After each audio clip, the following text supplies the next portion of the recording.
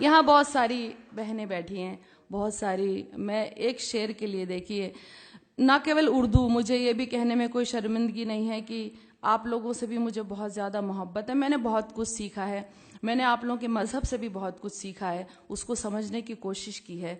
तो एक गज़ल आप तक सुना रही हूँ। मैंने इन रमज़ानों में पूरी उस आसमानी किताब को एक बार सुना, तो एक शेर के लिए गज़ल आप तक सुना रही हूँ, सुनेगा। किसी मजलूम के दिल की सदा को याद कर लेना, किसी मजलूम के दिल की सदा को याद कर लेना, किसी भी जुल्म से पहले सजा को याद कर लेना, किसी भी जुल्म से पहले सजा को याद कर लेना।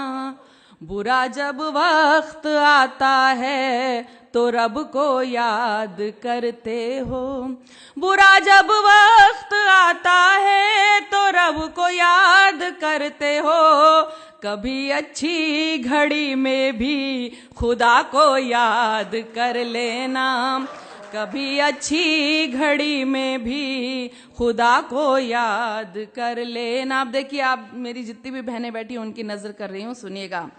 हुकूक औरत के मर्दों से है क्या ये जानना है तो, हुकूक औरत के मर्दों से है क्या ये जानना है तो, कलामुल्लाह की सूरे निसा को याद कर लेना।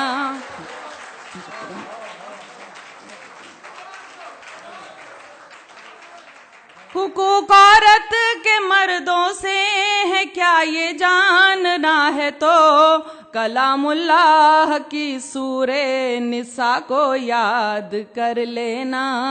कभी सोचा है तुमको लोग अच्छा क्यों नहीं कहते, कभी सोचा है तुमको लोग अच्छा क्यों नहीं कहते, कभी तन्हाई में अपनी खता को याद कर लेना, कभी तन्हाई में अपनी खता को याद कर लेना।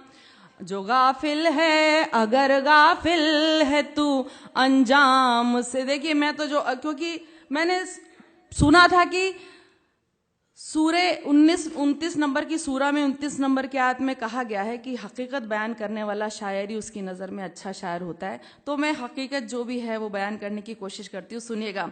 अगर गाफिल है तू अंजाम से अपने इस्राइल, अगर गाफिल है तू अंजाम से अपने इस्राइल, तो कौमे लूत और कौमे सबा को याद कर लेना।